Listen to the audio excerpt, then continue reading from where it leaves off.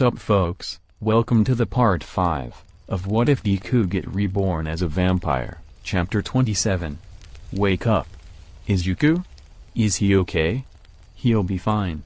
He just needs to wake up. Izuku bursts forwards from his position on the couch. He puts his hand over his stomach and groans in pain. We stitched it up for you, says Ruby. Izuku pulls his shirt to the side to see the hole in his stomach had been stitched back together. I thought resurrecting fixed me, says Izuku. Most of the time, it doesn't. You've been getting lucky, says Ruby. Izuku nods in understanding before taking his seat back on the couch. What happened last night? Asks Tabi. Way too much, says Izuku. Who's the girl? Asks Toga. Her name is Eri, says Izuku. Why did you bring her here? Asks Ruby. Her dad was cutting her, says Izuku. Okay, from the start what happened? Asks Tabi. Do you mean from the start of the night or from meeting Eri? Asks Izuku. I guess the start of the night, says Tabi. Me, Speed Demon, and Wolfman were gonna beat up some people who lace drugs with cyanide and rob their clients. One of them hit me on the back of the head and stabbed me with a beer bottle. Another one bit me with his shark mouth. Then on the way back I met this dragon guy who had a quirk that made him lash out, so I gave him a target and got my regeneration beat out of me and he left me with a claw mark in my side. Then Eraserhead, Present Mick, and Midnight jumped me and tried to arrest me. I beat them up and left, but not before they broke my ribs. Then I was so close to coming home when Eri bumped into me. I spoke with her but her dad called out. I recognized him as a villain that Grint said I should stay away from. He's a Yakuza boss, I think, says Izuku. You fought a Yakuza boss? Asks Tabi. Yeah, says Izuku. And you took his daughter? Asks Tabi. He was hurting her, says Izuku. Dude, he's got a whole Yakuza under his belt. I know they've died down over the years but still, says Tabi. I couldn't just leave her. She deserves better.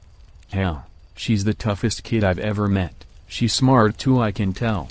She makes Toga look like a dumbass, says Izuku. That's probably true, says Toga. Still man, says Tabi. Izuku looks down at his phone to check the time. I died not 1 hour ago. He can't do that much worse to me, I guess, says Tabi.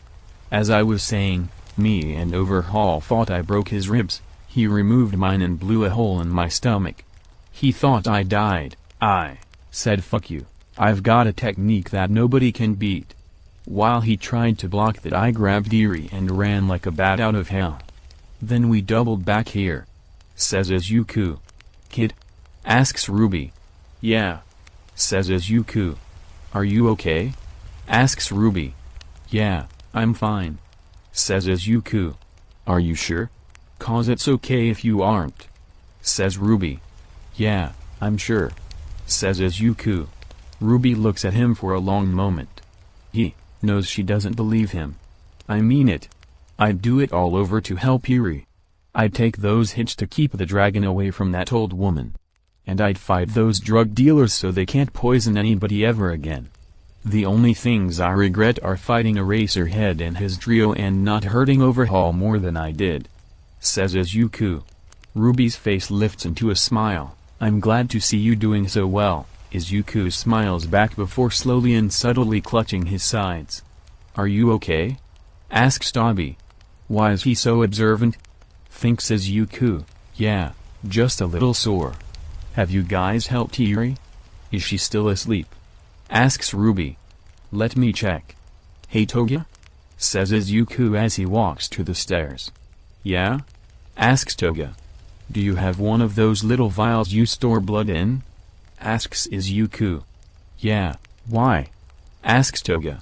I need one, says Izuku. Catch.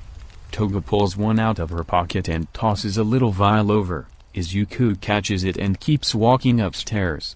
Izuku slowly opens the door to see Eri sitting on his bed completely awake. Trouble sleeping?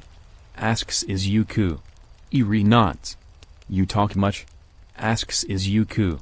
Eri shakes her head no. That's fine. Would you mind if someone came in here and looked at your cuts and made you feel better? I'm only good at fixing my own cuts, don't really know how that works though. Says Izuku. Eri looks thoughtful before nodding yes. And one more thing, would you mind if I took a little bit of blood? Asks Izuku. Eri looks scared, no she looks terrified. Only to find out if you have a family.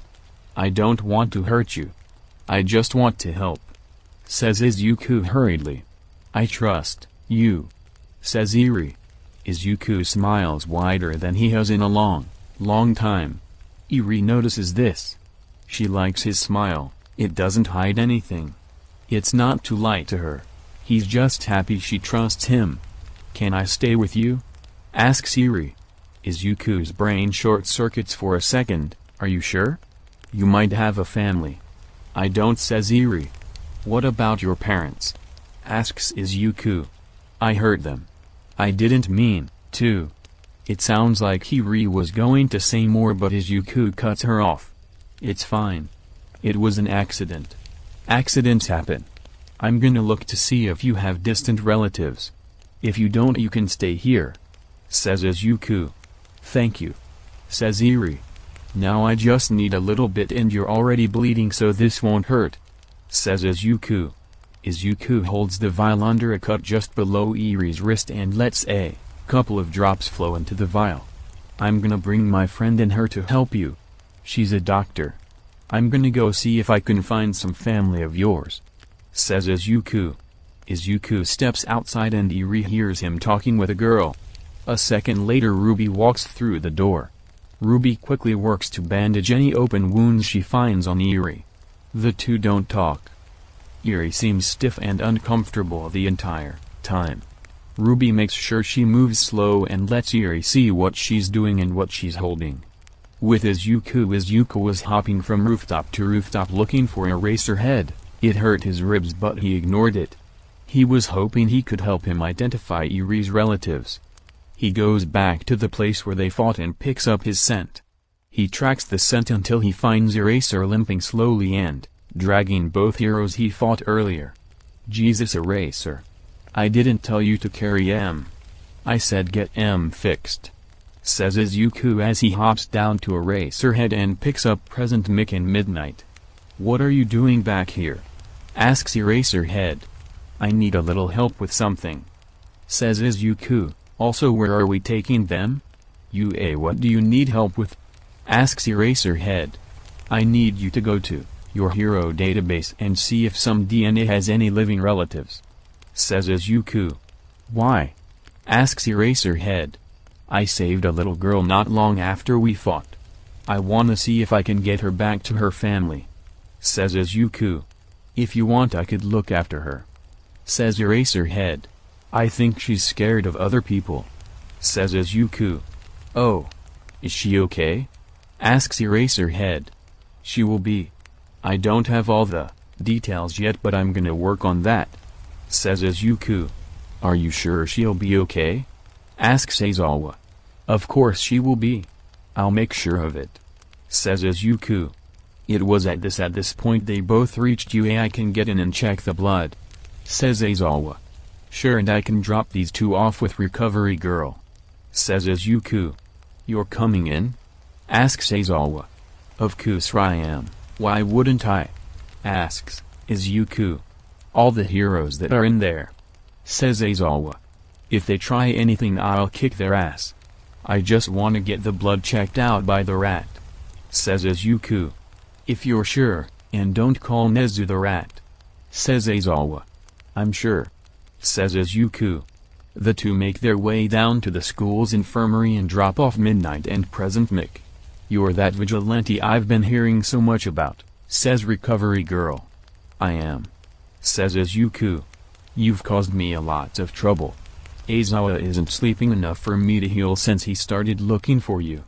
Now I have to worry about these two. Says Recovery Girl. I'm sorry ma'am. But I do what I have to. Says Izuku. Why don't you talk to me that respectfully? Asks Aizawa. Cause fuck you. Says Izuku. Language. Says recovery girl. Sorry, if you excuse us, I need to speak with the principal. Says Izuku. Of course, and try not to cause me any more trouble. Says recovery girl. Wouldn't dream of it. Says Izuku as he steps out of the infirmary. I'll take you to the principal. Says Aizawa. Lead the way. Says Izuku. Aizawa and Izuku walk to the top floor of UA and walk to a door that says Principal Nezu. I must say, it's rather bold of you to stroll right in here. Says Nezu. What's crackin', rat? Says Izuku. Be respectful to your elders. Says Nezu. Can you see who this belongs to? Asks Izuku as he hands Izuku a vial of Iri's blood. Why would I do that? Asks Nezu. Izuku grabs a box of Nezu's team mix off a shelf to his right, rams his hand through a window and holds the box high above the ground. Point taken. Says Nezu as he sticks the vial under his desk. He looks at his computer and looks taken aback. I wasn't expecting this. It doesn't belong to anyone. Says Nezu. Wait, like there's no family or this person just doesn't exist. Says Izuku. They just don't exist. Says Nezu. Well, I guess I'll take care of her. Says Izuku. You could let us take care of her. Says Nezu. Nah, she wanted to stay with me, so I guess I'll let her stay. Says Izuku. If you're sure. Says Nezu. Well, I'll see you later. Says Izuku. I'm afraid I can't let you leave. Says Nezu. What? Are you gonna stop me or is Aizawa gonna stop me, the hobo and the rat? It actually seems kind of fitting you two work together. Says Izuku. I've got Hound Dog and Snipe outside the door. Says Nezu. Come on in, shouts Izuku. The door opens and the named heroes walk in. You're gonna arrest me? Asks Izuku. I'm afraid we have to, partner. Says Snipe. Okay. Says Izuku as he gets out of his chair and takes off his suit jacket. What are you doing? Asks Snipe.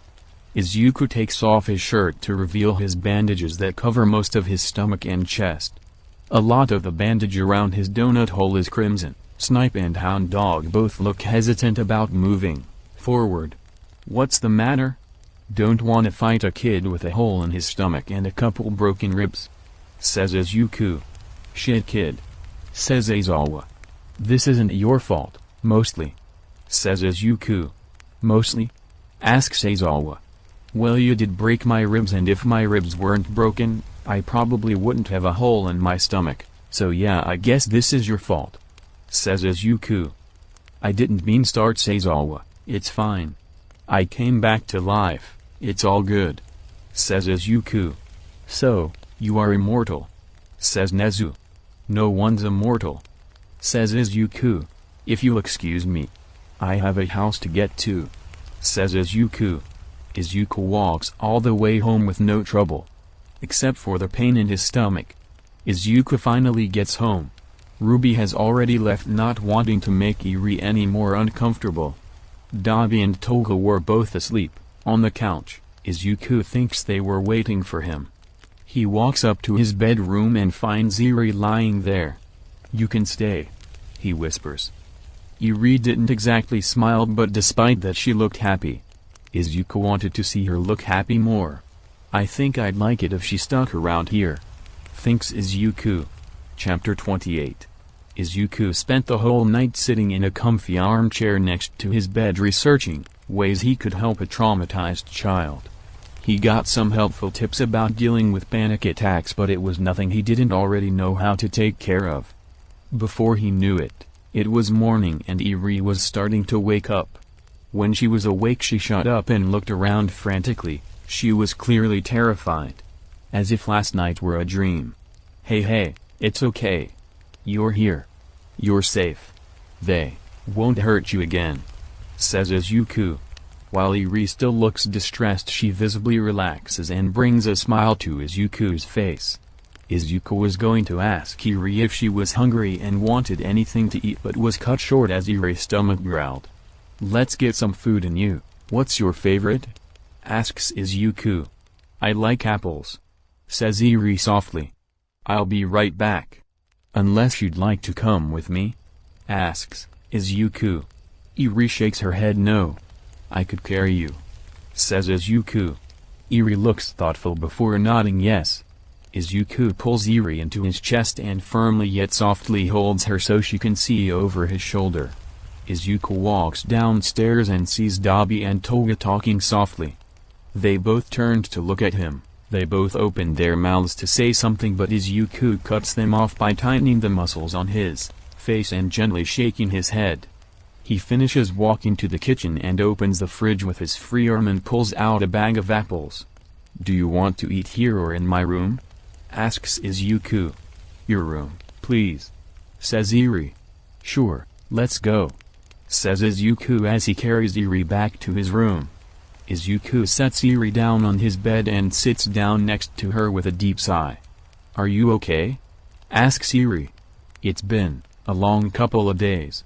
I'd like to take a little break but I know that I still got shit to do, says Izuku. Like what? Asks Eri. Well, for starters, I've got some calls to make where I explain I ain't gonna head out hunting villains. I got to buy more food because we don't have enough, and I need to buy some clothes and other shit that you need, says Izuku. You don't have to do that, says Eri. No, I don't but I want to.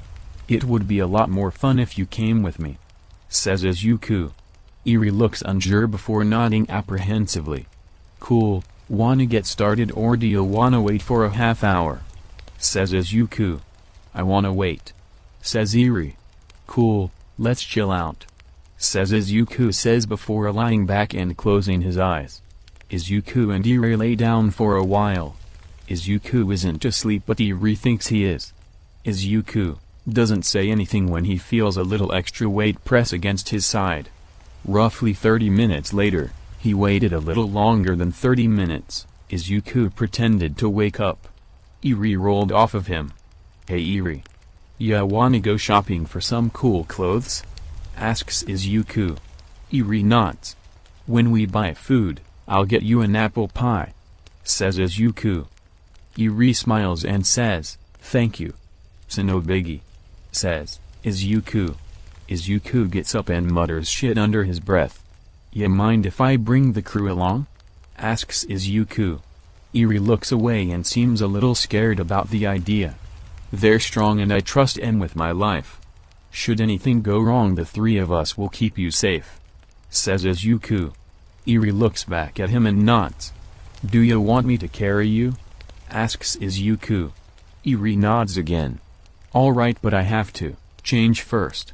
I'm gonna step into the bathroom. I'll be right back, says Izuku. Izuku comes back wearing blue jeans and a tight black shirt. He also has his bandana hidden under his shirt. It's one of his favorite outfits to wear. Are you ready to go? Asks Izuku. Eri nods and Izuku scoops her into his arms and walks downstairs. Izuku finds Dabi and Toga on the couch. Get up. We're going shopping for clothes and groceries, says Izuku. Dabi groans as he lifts himself from the soft couch. In a minute or so everybody is in the car. Izuku's driving, Dabi is riding shotgun, Toga and Eri are in the back. Dabi and Toga both notice Izuku isn't speeding like he usually does. When they get to the mall they go straight to a thrift shop. They couldn't afford anything nicer. Sorry, I can't take you to a nicer store. I don't have the money, says Izuku. It's okay, whispers Eri. They look around the store for a while and find things that Eri likes. Izuku found a plague mask near the back of the shop and hid it where Eri couldn't see it. By the time they were done Eri had lots of new, nice-ish clothes. Some didn't fit her perfectly but were close enough and cheap enough. They began to make their way to one of the cheaper grocery stores. They bought the essentials and never bought any name brands. Izuku loved watching the way Eri lit up when he grabbed a couple. It bothered him that it wasn't exactly a smile but it made her happy either way. He'd make sure to keep the fridge stocked just for her. Once they finished buying groceries they went back to the house and put everything in the fridge or the freezer. Eri, If you'd like I can take you to a bakery to try an apple pie. It used to be one of my favorite foods. Says Izuku. Yes, please. Says Eri. Yeah, want the others to come with us? Asks Izuku. I think they should. Says Eri. You know, if they come back I can take care of them. I'll keep you safe. But yeah, you are probably right about that. I'll ask him to come along. Says Izuku. Thank you. Says Eri. You don't have to thank me. Says Izuku as he steps out of the kitchen and into the living room. You guys wanna come to a bakery with me and Eri so I can get her an apple pie? Can we get pie? Asks Toga. Izuku takes his wallet out of his pocket and looks into it. He makes a slightly pained face. I'd have to dig into our emergency money. We'll come with you. We don't need pie. Says Dabi. Thank you. Says Izuku before stepping back into the kitchen. Ya wanna change into some new clothes before we go? Asks Izuku. Eri nods and heads up to Izuku's room to change. So she's staying with us? Asks Dabi. Yeah, she deserves to have someone that can look after her. Says Izuku, even if I'm probably no, definitely not good for it. She asked if she could stay here. She can stay as long as she likes. Are we gonna be okay with money? Asks Dabi. Yeah, you wouldn't mind doing some work for Grunt here and there. Would you? Asks Izuku. I don't mind. I heard his last loan shark overdosed. Maybe I could pick up there. Says Dabi. Aw geez, an overdose. Poor guy. Says Izuku. Most people who come into contact with Grunt are poor guys, to some degree. Says Dabi. Yeah. I guess you're right. Toga, would you mind looking after Eri when I'm out doing my thing? Asks Izuku. Nah, I can take care of her. I promise I won't cut her. She's cute enough as it is. Says Toga. Sometimes I forget you're so crazy. Says Izuku. She's calmed down a lot after she met you. Says Dabi. That's great. Keep up the good work. Says Izuku. Eri comes down the stairs with a small pair of black sweats and a white t-shirt that says Tater Tot. That's adorable. Thinks Izuku, Toga, and Dabi. You ready to head out? Asks Izuku, to which Eri nods. Great, let's get going. They don't talk much as they go to the car and start the drive over. Izuku decides to speak up. I don't think I've introduced you. Eri, this guy next to me is Dabi. He's real, scary looking, but he's super nice and down to earth. The girl next to you is Toga. She's crazy but she's real fun and has a heart of gold for people she cares about. Says Izuku, I hope you can learn to trust them, like I have. Nobody really says anything after that. They're all still adjusting. The four of them pull into a bakery. It is a nice little place that doesn't get too much business, but is always really good. Izuku walks up to the man behind the counter. We'll have an apple pie. He looks back at Eri. The biggest you got. You got it. Says the cashier. The four of them take a seat outside. Izuku makes an attempt to bond with Eri by asking her simple questions like favorite color and favorite animal. Eri likes purple and penguins. The pie gets delivered to them and Eri looks at the pie and back to Izuku. He nods and she starts digging in. She's really just going at it. Izuku wonders when the last time she ate, before they met, was. Ya enjoying the pie, Eri? Asks Izuku. Eri's mouth was full so she nodded and kept eating. I'm glad you like it. Says Izuku. Eri looked up at him and froze suddenly. Her eyes widened. Izuku didn't know what was going on. Had he done something wrong? He barely hears someone say Eri. He turns his head slightly. He sees why Eri is so scared. There are two men wearing plague masks. One of them is huge and covered in muscles. The other is smaller but seems sharper. Izuku feels tense. He feels sick. His ribs are still broken but he didn't want to make Eri worry so he never made any indication of pain.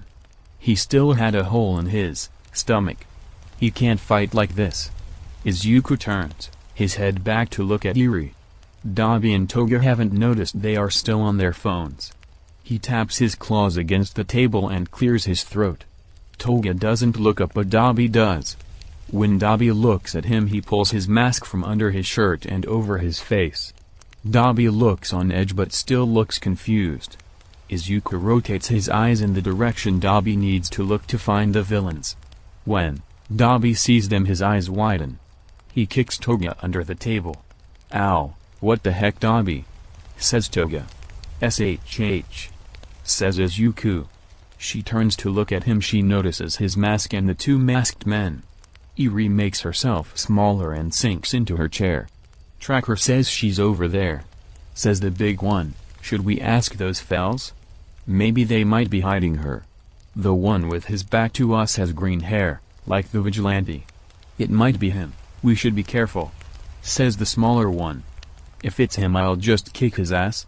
I've wanted to go toe-to-toe with him for a while," says the big one. Nobody but Izuku could hear this conversation.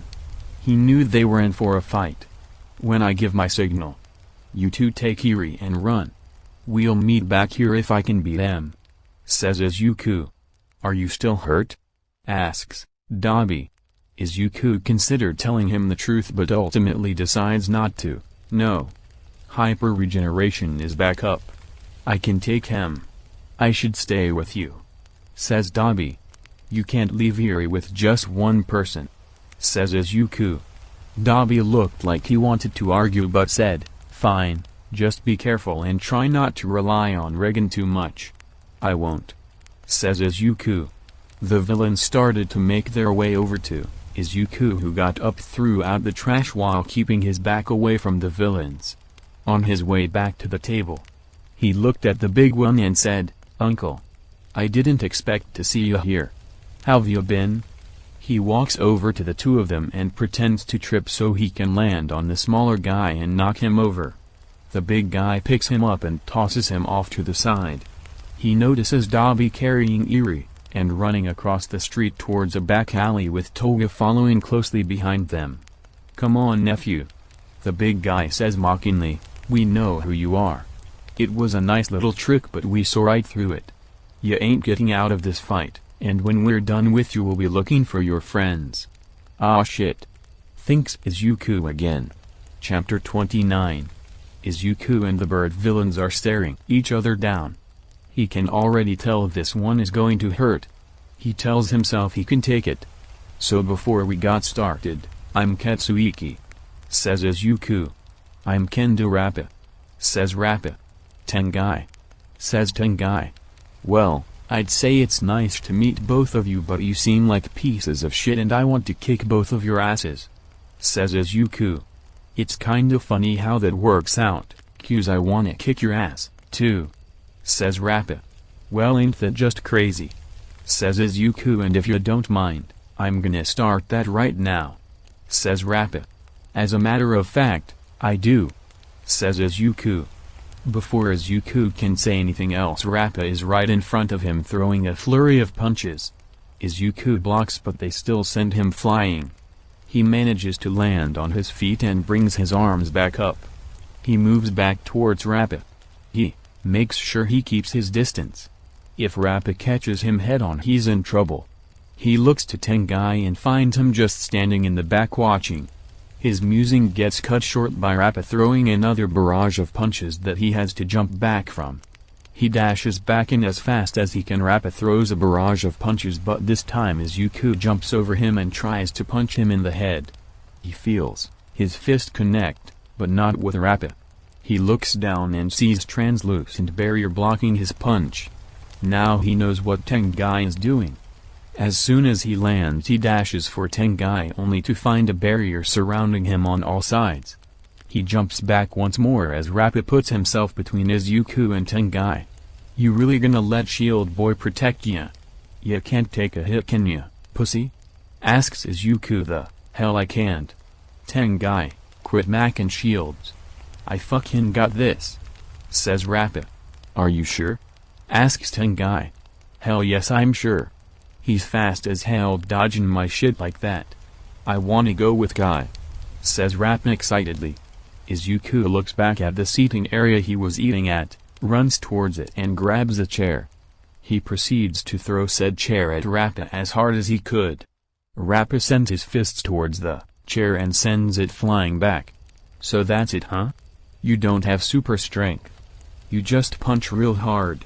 If you had super strength you've caught the chair, says Izuku. You're smart too? You really are something. You know that? Asks Rappa. I do know that, says Izuku.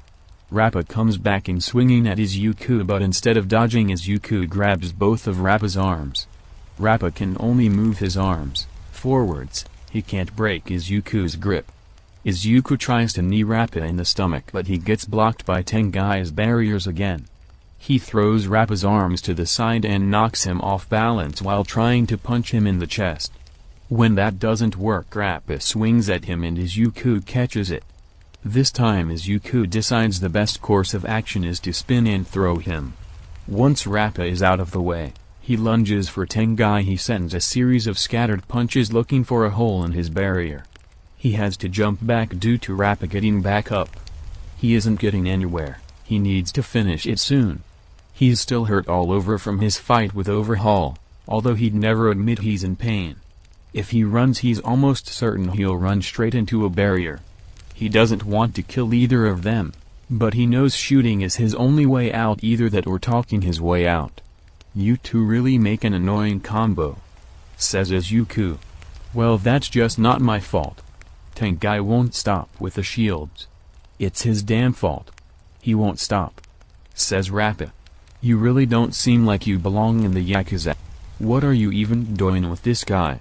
Asks Izuku in an effort to buy some time for Dabi, Toga, and Eri to get away. I'm only here so I can go toe-to-toe with Overhaul, says Rappa. Ya like fighting? Asks Izuku. I love it. There is nothing in this world more chivalrous than fighting. I worked my way through fighting rings. If someone can't fight back, there is no point in fighting. It's just a slaughter at that point. One-on-one death matches are the only way for someone like me to live, or die, says Rappa. For someone who talks about chivalry in such high regard, you sure are a bitch, says Izuku. How's that? Asks Rappa. Fighting 2-on-1, like a bitch. Even with Eri. It's an entire fucking Yakuza versus a 5 maybe 6-year-old girl who just want to live a happy life. You talked about not fighting people who can't fight back, Q's that's exactly what you're doing.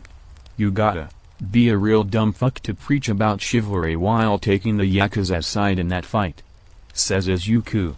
To be honest, what Overhaul does to that girl disgusts me, says Rappa. Then do something about it. You've got all this power and you just watch that shit happen.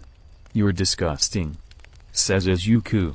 Rappa actually looks like he's considering what Izuku tells him, which Izuku wasn't expecting at all. Rappa opened his mouth to speak but was cut off. Rappa, don't listen to him, says Tengai. He's saying this because he's scared. He's losing. You are going to beat him. I'd rather beat him on my own. Quit with the shields. I really mean it this time. If I see a single barrier, I'm gonna stop fighting, says Rappa. Fine, just go beat him, says Tengai. Rappa and Izuku charge back in. Izuku needs to finish this. He tore his stitches jumping around. Rappa was slowly pushing Izuku back. Izuku took one large step back and felt his foot hit something. It was a barrier. Rappa didn't see it. Izuku was falling.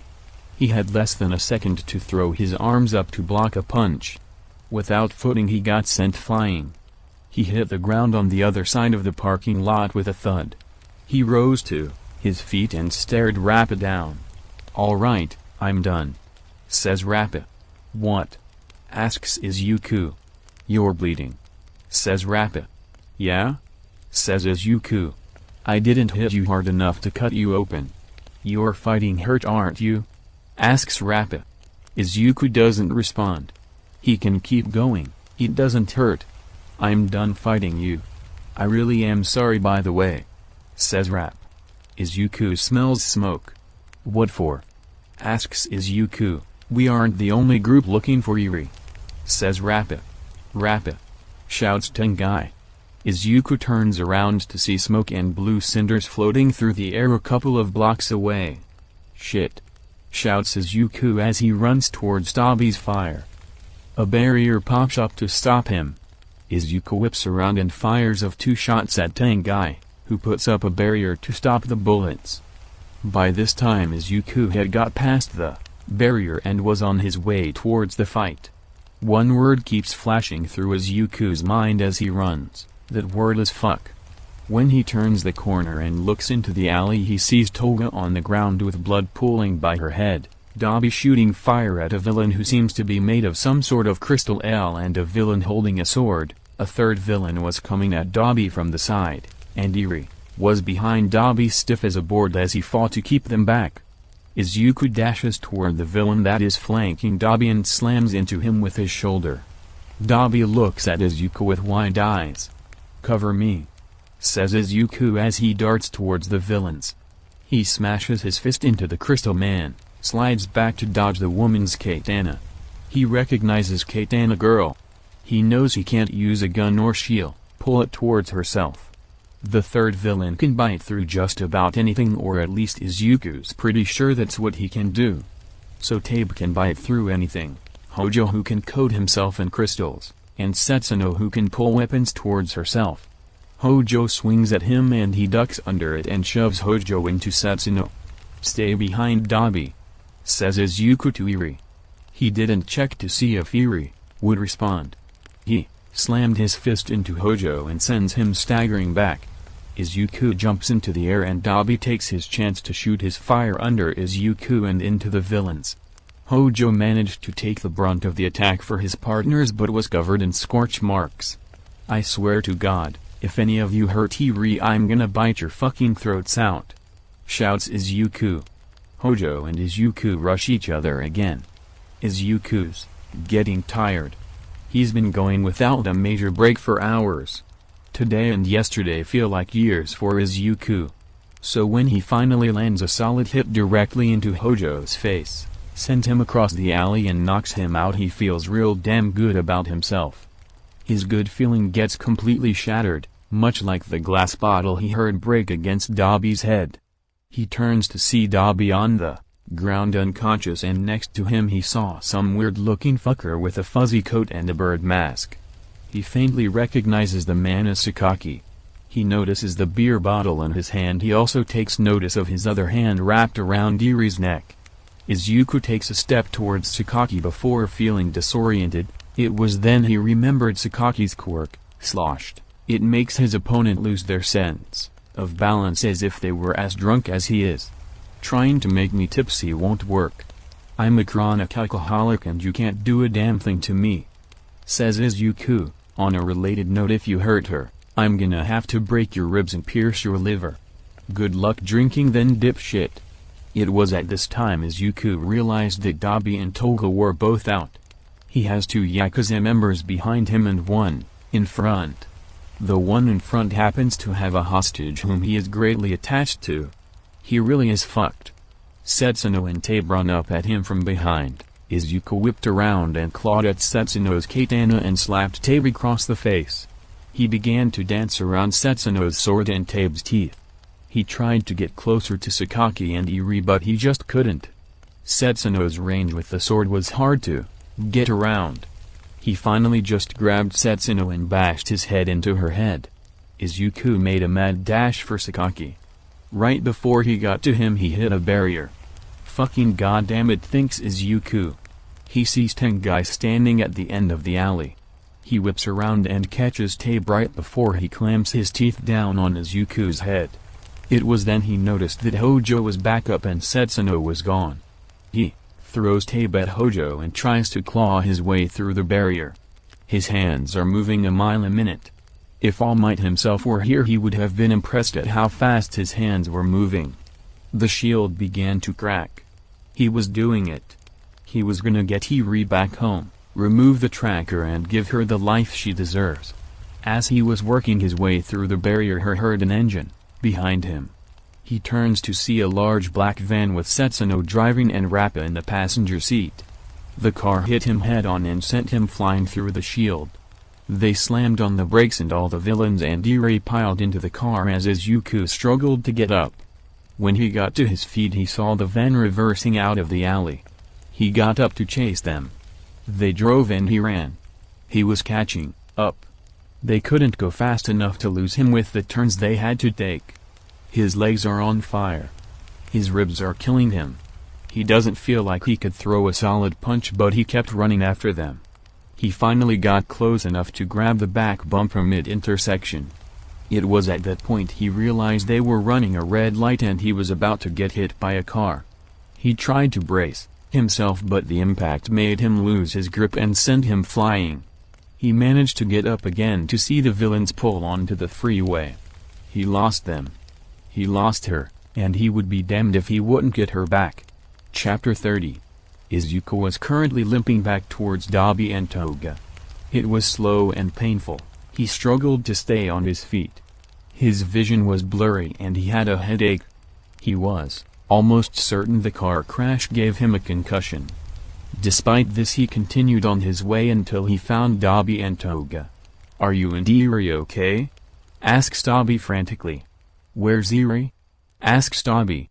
"We'll get her back, but we'll need Grun's help finding her, and we'll need some help fighting." "I already have some people in mind," says Izuku.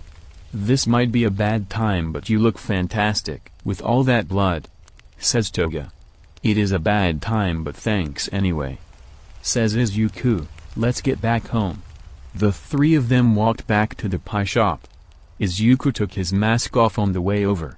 They are about to get into the car when they hear someone call to them. "Hey," says the voice. They turn to see the man that owns the shop. "I just wanted to let you know, your secret is safe with me, young man. I'm a fan of yours," says the baker. "Thank you. It's nice to have something go right for once," says Izuku. "Anytime you want to stop by, it's on the house," says the baker. "Thank you very much. Well, if you'll excuse us, there are a couple of things we need to take care of," says Izuku as he gets into the car. The drive home started quiet. Dabi would occasionally grab the wheel and pull Izuku back into his lane. It wasn't Izuku's fault, his vision was still blurry. "Are you okay? I mean, you can't really see. You smell like blood. You're not gonna die again without warning, are you?" asks Dabi. "I'm fine. The bleeding stopped and I'll shake of the concussion soon enough," says Izuku. "When we get home I'm gonna call Ruby and ask her to bring you some blood," says Dabi. "Fine. When she gets here tell her I'm with Grin," says Izuku. "Are we really gonna go after the Yakuza? I'm all for helping Iri, but I don't think we have enough manpower for this," says Dabi. "We are going after them. We will save Iri, and I am going to get us some more power. I have a couple of people who wouldn't mind helping us, and I will ask Grin if he can supply us with more," says Izuku. "Who do you have in mind?" asks Dabi. "Speed Demon and Wolf Man," says Izuku. "I think we'll still be outnumbered," says Dabi. "I have a couple other people in mind, and if it comes down to it, I'll ask Eraserhead and his co-workers for help," says Izuku. It was at this point the three of them pulled into the driveway. "I'm gonna call Ruby," says Dabi. "I'm gonna go speak with Grin," says Izuku. "I'll go sharpen my knives," says Toga. "Great idea," says Izuku. Izuku limped down to Grin's shop. "Hey Grin, I need a couple of favors," says Izuku. "As long as they're nothing big." He hears Grin call from the other room. "I hate to say this, but they are pretty big," says Izuku. "Well, how big are we talking?" asks Grin as he walks into the room. "Good lord, what happened to you? You look like you been hit by a car." "Funny you should say that. I got hit by a car and a van," says Izuku. "You fucking serious?" asks Grin. "Not in that order," says Izuku.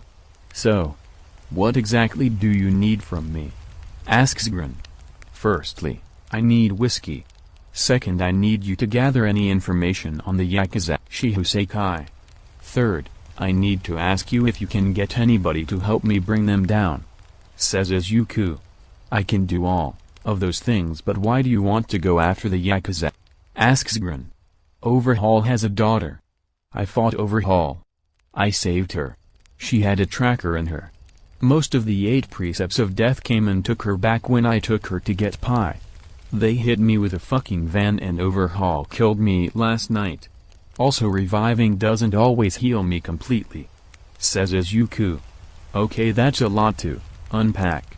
I know a guy who would be down to help with something like that. He has 2 people he would probably bring along. Says Grin. That puts us at 6. I know 4 more people I can ask to join us. Says Izuku. Wow, 10 people. It sounds like you're putting together a decent crew. Says Grin. I swear to God I'ma kill Overhaul. Says Izuku. Izuku feels a buzz in his pocket and sees that Ruby is at the house. I'm gonna get started. Says Izuku, and he turns and goes back home. When he gets through the door and sees Ruby, he opens his mouth to tell Ruby everything that happened, but he gets cut off. They told me everything. I brought blood. If you need anything else, tell me. Says Ruby. Well, first thanks for the blood. Says Izuku before downing an entire blood bag in one gulp. Are you down for bull rushing an entire Yakuza with me and hopefully 8 other people? Wow, asking for a lot on that one. Just kidding, let's kick their asses. Says Ruby. That's the spirit. Grin is working on details. I've got more recruiting to do. Says Izuku as he takes out his phone and dials someone. Hello. Says the man on the other side of the phone. I need some help with a Yakuza. It starts Izuku. I'm down. Give me a time and place. Says the voice. That's great. I've got a couple more calls to make. Says Izuku. See ya Izuku. Says the voice. See ya Chitsume. Says Izuku before hanging up. Who was that? Asks Toga. The hero killer Stain is gonna work with us. Says Izuku. Dabi tilts his head to the side and widens his eyes, and Toga looks extremely excited. I wanna meet Mr. Staney. I wanna kill Mr. Staney. Shouts Toga. Calm down. Says Dabi. Sometimes I forget you can go batshit crazy. Says Izuku. I'm sorry. Says Toga. Don't be sorry, but please don't kill Stain. Says Izuku. I won't. Says Toga. Izuku pulls her into a hug. Thanks, babe. How did you get the hero killer Stain to work with us? Asks Dabi. Like, does he owe you a favor? Nah, he was a vigilante before he was the hero killer. He's always game for punishing those who need it. Says Izuku. Well, in any case, we are making a solid crew. Says Dabi. On that topic, I have a couple more calls to make. Says Izuku. Good luck with recruiting. Says Ruby. We'll leave you to it then. Says Dabi. Izuku pulls out his phone and calls Victor and Speed Demon. Hey, kid. You usually don't call so soon after we meet up. What's going on? Asks Victor. Right, that was yesterday. That felt like weeks. Thinks Izuku. I got into a pretty bad run-in with Yakuza after I left last night. Says Izuku. Oh shit, are you okay? Asks Victor. I'm fine now. Regeneration does wonders for me. I was just wondering if you would be down to go up against a Yakuza. Says Izuku. I don't know. It's just you, me and Speed Demon versus an entire Yakuza. Seems a little one-sided. Says Victor. I've got fighters to bring, but the real reason I'm doing this is because the leader of the Yakuza, Shihuseikai, is abusing his daughter. I want to get her out of there. I'd like to put them in jail, but if I could just get her out of there I'd be fine with it. But I can't do that unless I have help. Says Izuku. After all that, there's no way I'd refuse. Count me in. Says Victor. At this point Speed Demon joined the group call. Hey. It's only been a day, what are you calling for? Says Speed Demon. Hey Speedy. Are you down for attacking the Shihuseikai Yakuza with me, Victor, and some other people I can bring along? Asks Izuku. Okay, wow, there is a lot to unpack there. Isn't this the type of thing we should talk about in person? Asks Speed Demon. You're right. I'll see if I can get everyone together. If you two will excuse me, I'll start arranging a meeting right now, says Izuku before hanging up. After talking and texting, Izuku had set up a meeting in one of Grin's warehouses the next day near 8 o'clock. Izuku, Toga, Ruby, and Dabi were there before anybody else. Izuku was dressed in his suit. They all had similar masks on, though Toga's had fangs drawn. Said he would be there soon with some people to help out. They didn't have to wait too much longer before Stain walked into the warehouse. Although instead of wearing his normal outfit he was dressed like he used to as Stendhal. Wow, you took the time to take Stendhal's old outfit out of the closet, says Izuku. I thought it was fitting considering what we're gonna do, says Stain. Is this Speed Demon? Asks Dabi, taking note of the katana on the newcomer's back. No, you probably know me as Stain, says Stain. Oh, it's a pleasure to meet you. I'm a fan of your ideology, says Dabi. I'm glad to hear the message has spread, says Stain. Hi Mr. Stain, shouts Toga as she runs towards him, knife in hand. Izuku dashes forwards and hugs Toga. This is my girlfriend Toga. She's crazy and likes seeing people she likes covered in blood. She's a big fan of yours, says Izuku. Is that why she was running at me with a knife? Asks Stain. Yeah, but if I hug her long enough she calms down, says Izuku. Why doesn't she come after you like that? Asks Stain. It's cause I come home covered in blood pretty often, says Izuku. I see, says Stain. Toga, are you calm now? Asks Izuku. Toga looks up at him and nods cutely. Good, I'm proud of you, says Izuku. Hey, are we at the right place? Calls Victor as he and Speed Demon walk into the warehouse. Yeah, you're at the right place, says Izuku. It's a nice looking crew you got here, says Victor. They're all pretty tough, says Izuku. So how is this gonna go down?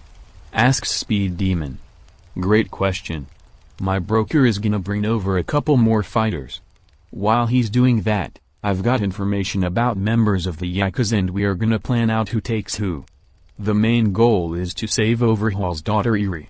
Speed Demon, I want you on that. You can be in and out in a second. Victor, I want you to fight Godsukame. He's a giant. I need you to use that bear form you mentioned. He'll be hard to move but I think you have the strength to do it. Dabi, I need you to fight the random weak members. Your attacks are widespread enough to do it easily. Toga, I need you to distract Sakaki. He makes his opponents drunk. I just need you to distract him. Ruby, I need you to fight Tengai. He makes barriers. Put pressure on those barriers until they break. Stain, I need you to fight Namoto. He can make you answer any question with your true feelings. Because you truly believe in the role of Stendhal and Stain, he can't get your real name. He's a good shot. Keep on your toes. I can take Rappa. Whoever G brings can take the rest, at least that's what he said. As long as none of the leaders are there we can take Eri. G is working on information and a good time and place to attack them, says Izuku. At this point the warehouse door opened again. Grin walks in with 3 people behind him, an older man, a young man in an All Might hoodie, and young woman dressed like a succubus. I brought some help along, says Grin. This old man is Knuckle Duster. He's quirkless but he's also one hell of a brawler. He'll do good for you. Nice to meet you. Hello Stendhal, says Knuckle Duster. Stain just nods in response. Izuku looks back and forth between the two but chooses to keep his mouth shut and not upset anybody. Grin points to the young man in the All Might hoodie. This young man is the hauler. It's the crawler, says the crawler. My bad. This is the crawler, says Grin. Crawler, says the crawler, putting emphasis on crawl. My bad, crawler. His quirk lets him slide on the ground and lets him push little shockwave things out of his hands. Says Grin. It's nice to finally meet some other vigilantes. Also hi Stendale, I hope you've been well since we last spoke. Says the crawler sincerely. I have been and thank you. Says Stain. And last but certainly not least, this is Pop Step. She can jump really high and usually doesn't fight as much as the other two, but she can kick pretty hard. Says Grin. Okay, Knuckle Duster, you take Hojo. He can make his skin like diamond. Stay on your toes and you should be fine. Crawler, I want you to fight Satsuno. She has a katana and can pull weapons towards herself. Keep your distance and use your shock waves. Remember to keep moving. Pop Step, I want you to fight Tabe. He can bite through just about anything. Keep to the air and try to kick his lower body, or just away from his mouth. Does that sound good? Are there any objections? Says Izuku. The general decision among the vigilantes was that it sounded fine, but none of them knew exactly what was going on, so Izuku explained the situation, which managed to enrage everyone there. Things really were coming together nicely for the raid. He just needed one thing. Gee, how are we on info for the raid? Asks Izuku. I've got a time and place. Away from base and without any of the leaders, but everyone else will be there. Says Grin. That's fantastic. Says Izuku. Yeah, but the bad news is if you fail this time you probably won't ever have a chance to get her out again. Says Grin. Well shit. Says Izuku. Chapter 31. So when is our opportune moment? Asks Izuku. Well, let me explain the whole situation. The Yakuza has a labyrinth of underground tunnels. If we go into those tunnels we have no chance. Which is why we need to pull this off. The new base with the tunnel system just got finished. They are gonna be moving there 1 week from now. Overhaul and the other leaders are gonna be out at some meeting. We can catch them off guard. I know you'd like to keep the fight away from people, and we can. The convoy will be traveling by the mountains just outside of any cities to throw off some hero's pursuit. Says Grin. That's perfect. That's actually perfect. How did you even get that much information? Asks Izuku. A guy named Rappa gave it to my scout along with a note for you. Says Grin. Izuku cracks a smile under his mask. Did he really? Grin hands Izuku the note. Hey kid. I've been thinking about our fight and I'm realizing you didn't trip over nothing. I'd like a proper fight with you. And I want the girl out of here. Don't disappoint me. Says Rappa. That's fan-fucking-tastic. Says Izuku. Did you say 1 week from now? Asks Speed Demon. Yeah, why? Says Izuku as he turns to face Speed Demon, who has a guilty look on his face. Oh my god. I'm sorry. Says Speed Demon. Fuck. Says Izuku. I have to go. Says Speed Demon. Damn it. Shouts Izuku as he punches the wall, leaving a large dent. It's a funeral. I have to go. Says Speed Demon. Look, I get it. I understand, but fuck man. Q's out of fucking nowhere everything was going perfect? Then it's just fucked. It's just fucked. Rants Izuku. I'm sorry. Says Speed Demon. No, no, no. It's fine, it's fine. We can still do this. I just need to change the plan a little bit. Grin, see if you can scrounge anybody up. Says Izuku. If anybody can finish early with their fights, pick the villain whom you best counter and take them out. We need to change plans. This can't be a hit and run anymore.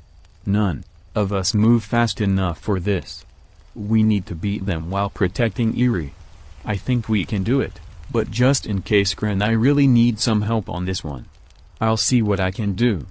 I've got an idea on someone I can ask, but I don't think I like it. So I need to be sure. I can ask anyone as long as they will help. Says Grin. With the exception that they can't be a hero. Then yes. Says Izuku. That doesn't change who I'm asking. Says Grin. Good. Ask as soon as you can. Says Izuku. Everyone decided to meet up at the warehouse again the day before the raid. They had to wait a week. It felt like the longest week of their lives. They could only imagine how long it felt for Riri. 3 days into the 7-day wait, Grin showed up at Izuku's house. "What's good, Grin?" asks Izuku. "I talked to the man we were talking about," says Grin. "How did that go?" asks Izuku. "It could have gone better," says Grin. "How so?" asks Izuku. "He wants to meet you in person," says Grin. "I'd strongly recommend you choose not to speak with him, but if you really want all the help you can get, I'll take you to him," says Grin. "Why does this guy have you so scared?" asks Izuku. "I'm not scared. I'm just cautious. This guy likes playing people like they're some sort of game," says Grin. "Sounds like your type of guy. Let's go meet him," says Izuku. "Really?" asks Grin. "Yeah, well, is he strong? Can he help in a fight?" asks Izuku. "He's too strong," says Grin. "He sounds perfect, let's go meet him," says Izuku. "Well, if you're sure," says Grin. The two got into Izuku's car and started driving. Grin directed them towards the Kamino Ward area. More specifically, they went to a little bar. Izuku made sure he pulled up his was nice, looked rustic and lively despite only 2 people being there. One was a really weird-looking dude in a booth. He was covered in disembodied hands and playing a DS. The other guy seemed to be made of purple smoke. He was dressed like a butler and worked behind the bar polishing glasses.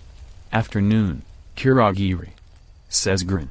"Afternoon," Grin responds Kurogiri politely. "I'd like to speak with your boss," says Grin. "Of course," says Kurogiri. A portal opens next to Grin. Grin walks in and Izuku follows. "Let me speak with him for a moment," says Grin.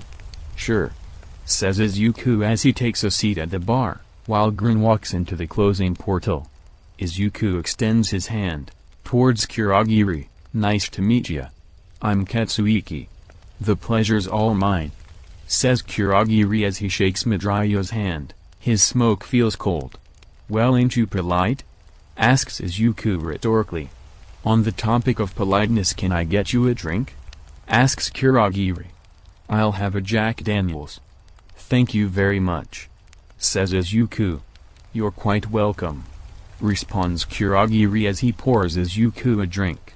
Izuku lifts his mask slightly and downs the decides to try sparking up a conversation with the other guy. Izuku grabs the bottle and another glass. "You mind if I try talking with Hanzi over there?" asks Izuku. "Not at all, but try not to anger him," says Kurogiri. "I'll try," says Izuku before making his way over to Hanzi. "What's your name?" asks Izuku as he sits down. "Shigaraki." "What's yours?" asks Shigaraki after glancing up from his game. "Katsuiki." "Is that an original 2011 3DS?" asks Izuku. This time Shigaraki looks at him instead of just glancing. "Yeah, it's the original." "That's cool. Is that Pokemon Sun?" asks Izuku. "Yeah. I think it got more hate than it deserved," says Shigaraki. "I think the decision to move from gyms to the island challenge was interesting. I had fun with it.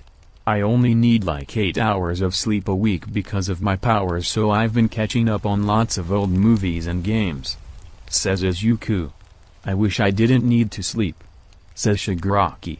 "It's nice, but I do tend to get a little bored at times," says Izuku. "That makes sense," says Shigaraki. "You know, most people I talk to, I hate, but you seem alright." "Well, that's actually pretty nice," says Izuku. "Excuse me," calls Kurogiri's voice. "What's up?" asks Izuku. "I got a text. Our master wants to speak with you," says Kurogiri. "Well, who am I to deny the master's wishes?" asks Izuku. Kurogiri opens another portal and Izuku strolls in. He notices several things. Grin isn't here. He's in some sort of warehouse. It smells like death. It's dark. The only person around him is some Darth Vader-looking fella at the other end of the room. Izuku wonders if he based his mask off of Darth Vader. He strolls over to him while humming the Imperial March, and when he hears him chuckle he knows this guy knew what he was doing when he designed that mask. He takes his seat across from the man. He takes notice of the wires running into the man's body. Izuku extends his hand in greeting. "Pleasure to meet you." The man takes Izuku's hand, and instantly Izuku is filled with a sense of dread, doom, despair, yet he doesn't show a single emotion. "The pleasure's all mine. I've heard you want to fight the Shihusekai. I'm interested in bringing them to justice. While I believe the force I've gathered might be enough, I can never be too careful. If you could help me, even if only a little, I'd be grateful," says Izuku. "I don't want to talk about your plans for the Yakuza," says the man. "With all due respect, it's what I came here for," says Izuku. "We'll get there, but first introductions. My name is All for One, or Sensei. Whichever you prefer," says All for One. "I'm Katsuiki. Now if you would be so kind as to tell me how you can help me with the Shihusekai," says Izuku. "We'll get there," says All for One. "For the time being, I'd like to know why you became a vigilante. I won't help you unless you answer me, and I'll know if you're lying. I don't like heroes. They can commit crimes without punishment because of their place in the government. It disgusts me. I've seen heroes at the side of a fight. All they did was watch. I've seen them flat out run away from a fight.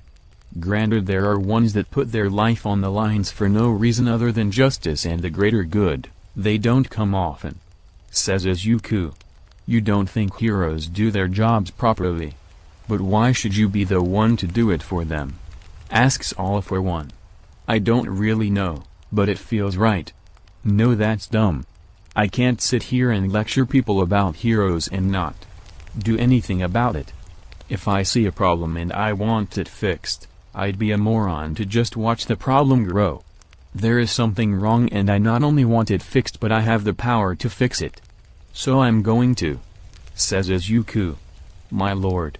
What conviction," says All for One as he starts laughing. "It's cold and sinister in sound. Are you sure it has nothing to do with you being a vampire? You need to get the blood somehow, right? Or is it a mixture of both?" "Of course it is. That level of conviction can't be faked. Drinking blood is just a perk, a cherry on top. Even if you have no way out. I'm sure I could get out if I tried," says Izuku. "If I gave you a way out of vigilantism that still let you reform the hero system, would you join?" asks All for One. "I don't have the patience to be a politician," says Izuku. All for One chuckles. "Join my league of villains. We can change the world together." "Not interested," says Izuku. "Let me show you something," says All for One before taking his mask off. "So, I'm guessing a hero did that to you," says Izuku. "All Might. He did this to me. What kind of hero does this to someone? If I wasn't as strong as I was, I would have died," says All for One. "How long ago?" asks Izuku. "Roughly 5 years," says All for One. "You put a hole in his stomach. Please don't try to mislead me with false or left out information. If you did that to him, it was justified and you know it," says Izuku. "Let me tell you a story," says All for One. "Go ahead," says Izuku. All for One explains to Izuku his history and where All Might's quirk came from. "Why did you tell me any of that?" asks Izuku. "I have several reasons. I think you are interesting. I think it might help me get you to join. Most importantly, I want to see how you react. I want to know how you feel or what questions come to your mind. Most people don't excite me the way you do. I think it's because you're a vampire, but you don't seem like a bad person. Most vampires I've met are terrible people. That's enough about my experiences. Do you have anything to say or ask?" says All for One. "So he was quirkless?" asks Izuku. "He was," says All for One. "Interesting," says Izuku. "So will you join?" Asks All For One. I'm still not interested. Says Izuku. Then I'm not helping you. Says All For One. You fucking serious? You invite me to this shit stain warehouse, preach to me about how you were a dick to your brother. I didn't come here for a sales pitch, I came here expecting a little goddamn help. Says Izuku angrily. I like you. I could tell you weren't a calm negotiator, but you really held up until the end. You remind me of myself when I was younger. I still won't lend you men, but if you want to go anywhere I'll let you use my warp gate. He can take almost anywhere on Earth.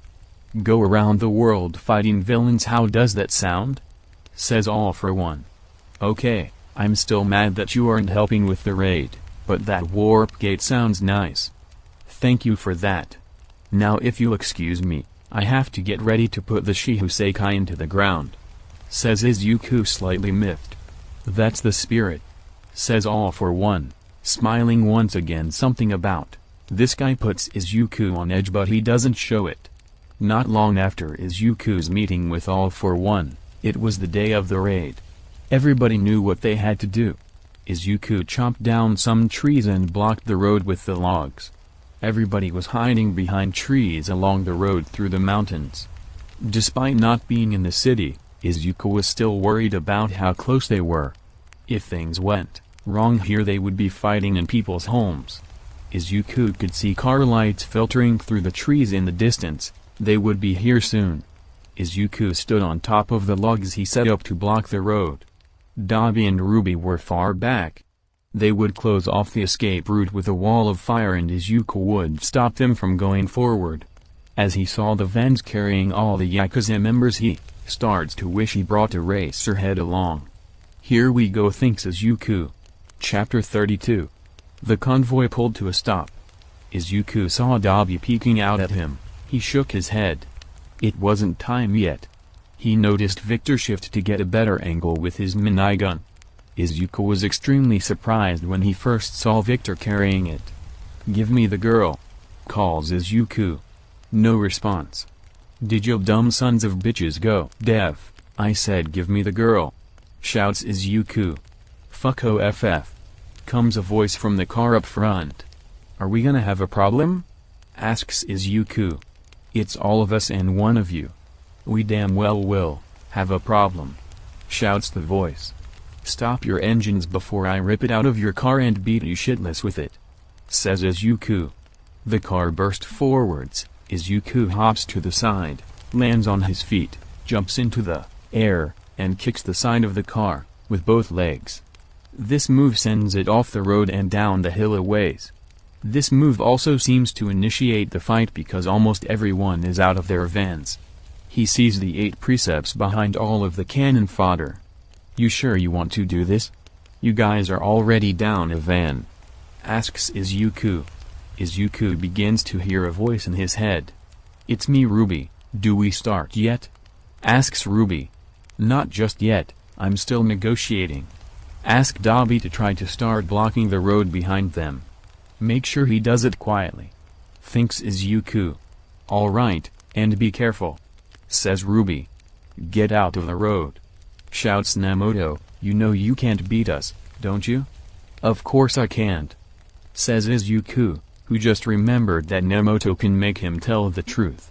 Izuku smelled smoke and looked over their shoulders to see Dabi had managed to set up a firewall while he kept them distracted. He was almost certain Nemoto's next question would give away his plans. He made sure he was ready to attack with the next question. Then why bother attacking us if you don't think you can win? Asks Nemoto. Izuku lunges forwards. Because I know for damn sure my crew is gonna beat you all shitless. Everyone hiding in the trees seemed to realize this was the time to come out and fight. Katsukame turned into a giant. Victor opened fire on Katsukame, but it wasn't all that effective. Knuckle Duster and Hojo started exchanging blows. Dabi started blasting all of the no-name villains. Stain and Nemoto started dancing around trying to avoid getting hit. Nothing Nemoto said could get past Stain. Popstep started jumping around Satsuno, and landing kick where she could. The crawler began gliding around Tabe and shooting him with his mini shock waves. Toga and Sakaki began drunkenly stumbling around and trying to cut each other with a bottle or a knife. Izuku began boxing with Rappa. Every time a shield popped up, Ruby put pressure on it from all sides until it shattered. All in all, things weren't going horrible. A little slow. It seemed to be a stalemate. Until Dabi finally finished taking down all of the small-time villains and took a shot at Hojo. As soon as Hojo turned away, Knuckle Duster drove a series of hits into his torso until he finished off with an uppercut that took Hojo into the air and sent him down on his back with a thud. They finally had a lead. With Dabi and Knuckle Duster freed, they could continue to make their way through Overhaul's men. Or at least it looked that way. Victor's gun stopped firing. He ran out of ammo. He strapped the gun onto his back and charged Gatsukame, trying to cut at him or knock him over. He wasn't all that successful, seeing as Gatsukame slapped him into Izuku's side and sent them both into the dirt. "Fuck, okay, Toga find Eri. I'll take Sakaki and Rappa," shouts Izuku as he leads Rappa towards Sakaki to fight both of them. Izuku begins to stumble around with Rappa and Sakaki. He was mostly fine, but it was still hard to get close to Rappa because of how fast his fists were moving, combined with the slight blur in his vision made it hard to tell where his fists were. He couldn't get to Sakaki because Rappa was great at positioning himself to block off any path Izuku had. Izuku's thoughts about getting to Sakaki were roadblocked when he heard a loud thud. He looked to his right to see Gatsukame standing over Victor, who had just hit the ground like a bullet. Gatsukame was about to stomp on Victor, so Izuku dashed over and carried Victor out of the way. "You have that bear form, right?" asks Izuku. "Yeah, are you sure I should use it now, 'cause I can't use it again?" asks Victor. "Yes, I'm sure. I'm gonna hit the back of his knee. I need you to topple him, okay?" asks Izuku. "Sounds good, let's go," says Victor.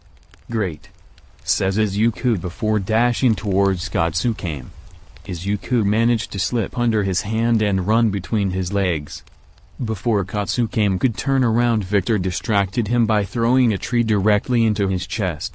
Gatsukame took a step towards Victor. Izuku sprang at him and crumpled the back of his left knee.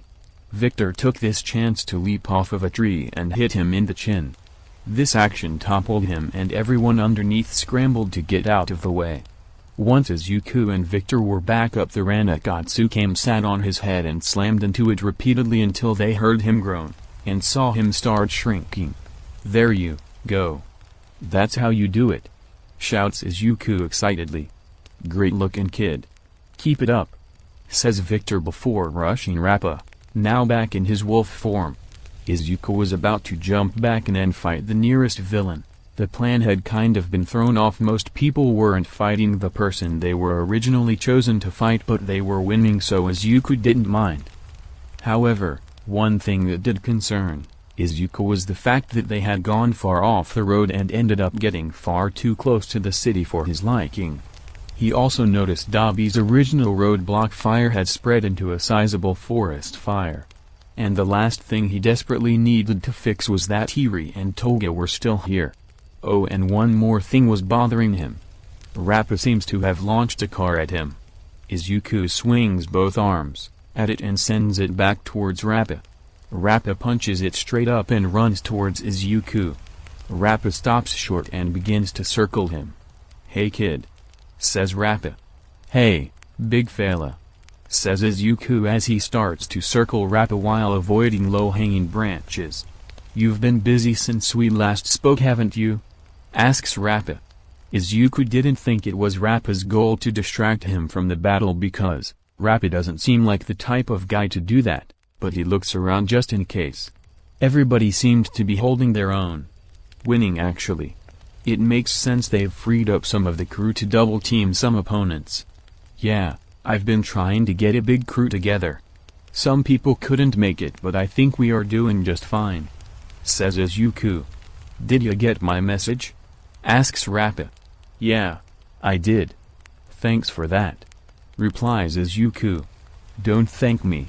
I only told you about this for a rematch," And by the way, remember how I said not to disappoint me? Asks Rappa. Yeah, I read the message. It wasn't very long. Says Izuku. I just wanted to let you know, you haven't disappointed me yet. Says Rappa. I'll try not to. Nah, I just won't. I've got my regeneration back between our last fight, and now. So if you don't mind, I'd like to go at it. No tricks, no hopping around, just trading blows. Seeing what lasts longer, your rapid fire fists or my regeneration. Says Izuku. Rappa's lips pull up into an excited grin. I knew I liked ya. But you really are something else, you know that? Asks Rappa. Course I do.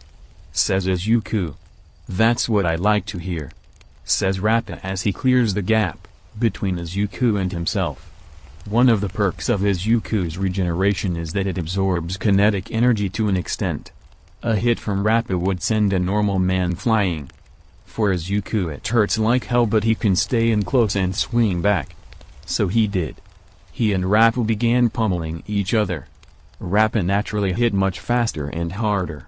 With Rappa's fists flying the way they were, Izuku could hardly land a hit. Even then Izuku was keeping up with Rappa. Izuku healed every hit he took in no time at all. He'd never pushed his regeneration this far or this fast. It was killing him. Despite that, it was exhilarating in a way he can't quite explain. He felt like his regeneration was about to fail him. He now realizes that he'd been quite steadily moved back. Now they were really close to the city. With a groan of exertion, Izuku landed a powerful jab into Rappa's midsection and sent him sprawling onto the ground. Rappa lay there panting. He looks up at Izuku, smiling far wider than before. He laughs. Holy shit, kid. Holy shit. Haha, holy shit. That was one hell of a brawl. It's the kind of brawl I'd like to finish me off. Says Rappa. Nah, you don't deserve to die. Not like the other villains. Here. You're close and I might have a personal bias towards you, but you seem better than them. Says Izuku. I ain't better than them. Says Rappa. Whatever the case, I'm not gonna kill ya. Says Izuku. Rappa lowers his head and releases the tension in his muscles. Fine. I'll be here. Izuku runs back towards the rest of the fighters to find the 8 precepts on their last legs. Tabe and Setsuno are on the ground. Sakaki doesn't look hurt, but he happens to have passed out. Katsuki was back into the woods some distance away, and he just took care of Rappa. All that was left is Hojo, Tengai and Nemoto. They are actually doing this. Toga has Iri in her arms. Iri is crying and Toga is comforting her. It's alright, Iri. I'm here. We're getting you home.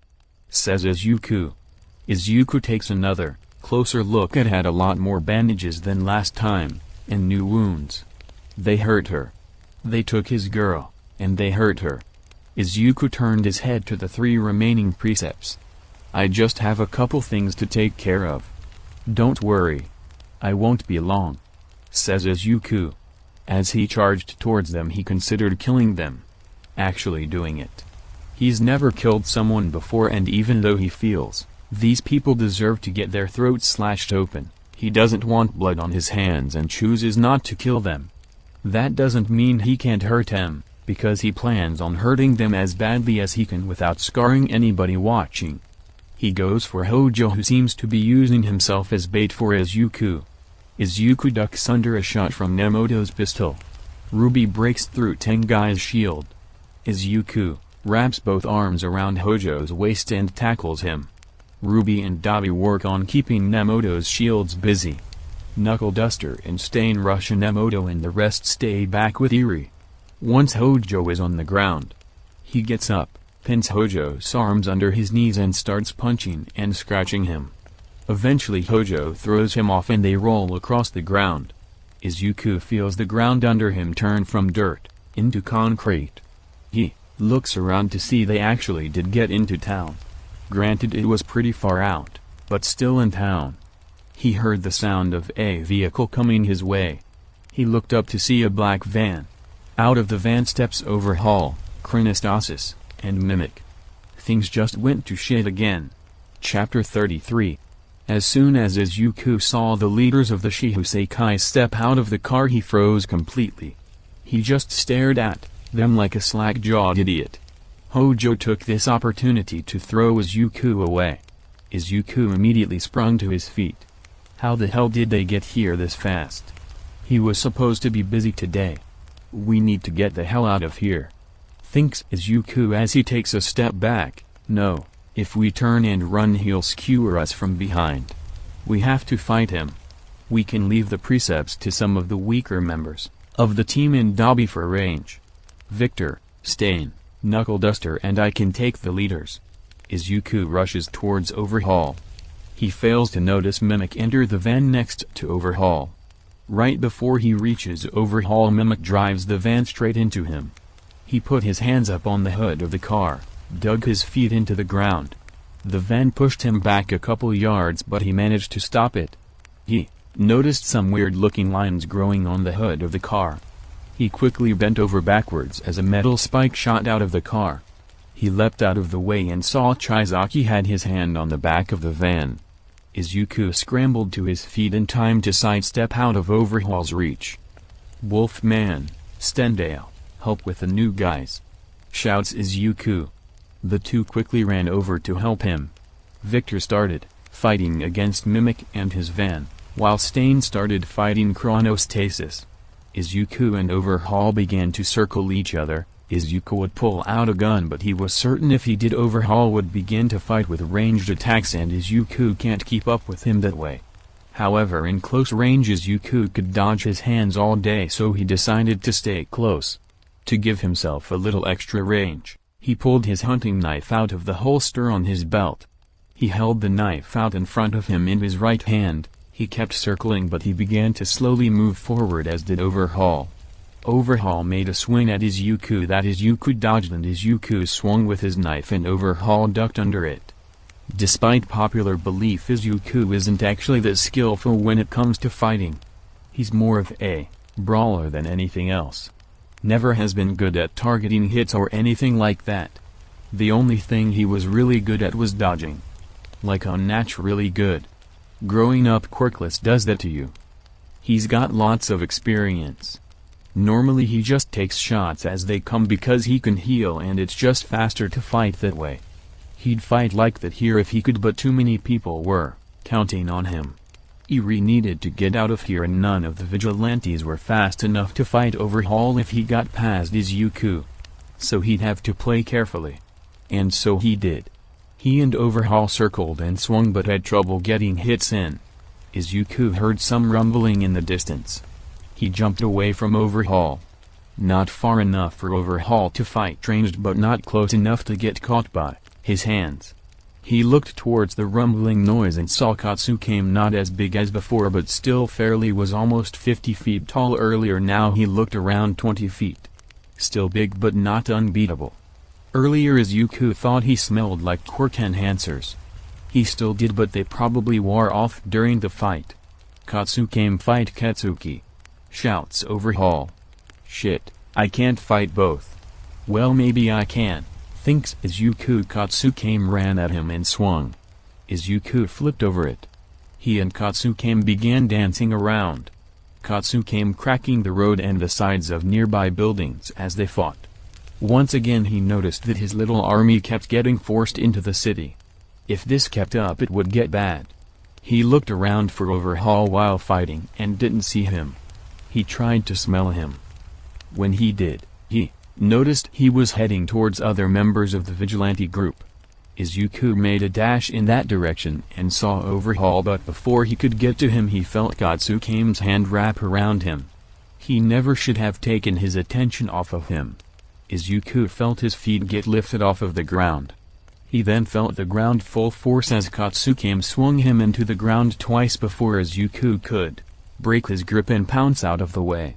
He noticed heroes a fair distance away trying to put out the fire in the forest, which had gotten a lot bigger than Izuku thought it would. One hero in particular just saved animals that were stuck in the forest.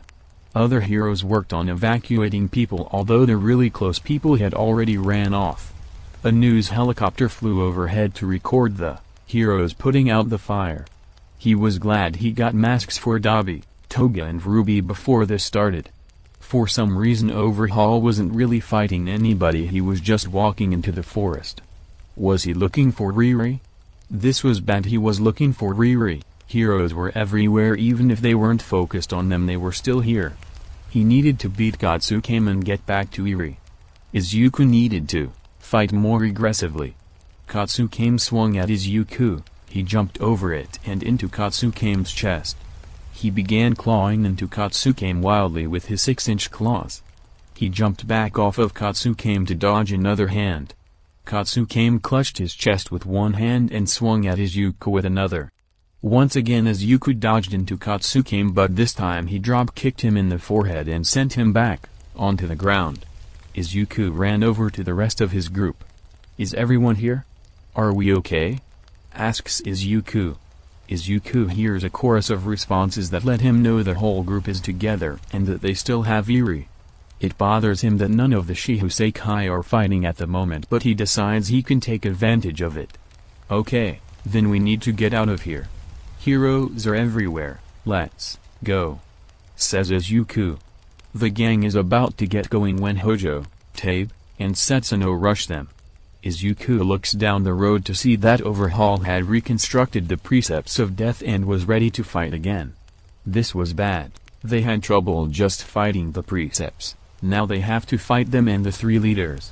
Overhaul left again, probably to bring Katsukame back into the fight. Izuku would have tried to stop him, but he had to deal with the precepts trying to take Eri back. Toga passed Eri to the crawler and let him slide around and keep her safe. Izuku got into another fight with Rappa. He didn't mess around or trade blows this time, he simply fought the best he could. Victor ended up fighting Hojo and Mimic. Stain fought Chronostasis. Dabi fought Nemoto, who always seemed to get behind something just before he got burned. Every time Nemoto asked who he was, he responded with Dabi. Knuckle Duster fought Setsuno. Ruby fought Tengai while throwing rocks at some of the precepts where she could afford to.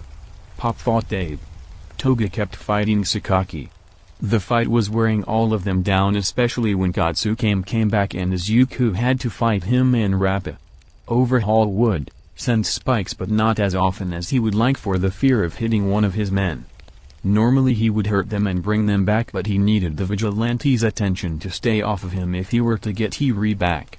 Another thing that made it hard to get Eri back was his constant need to reform his fighters. For the Vigilantes it seemed like there was no way out of this fight. If the crawler left with Eri, Overhaul would skewer him. Even when they managed to free themselves from a fight, their opponents got reconstructed and kept fighting. The constant threat of heroes had them all on edge. Luckily for them, most of the big heroes weren't on this side of town. It was only small-time heroes who would probably die in a fight like this. That's when it hit Izuku that everybody here could die. He could lose anybody if they made just one mistake, but he couldn't die. Well, he could, but it wouldn't be permanent. He just needed to get them out of here. He would do what he could to fight and live when they were gone and safe. Rube, he called her Rube because he didn't want to use her real name. "Talk to me." "What?"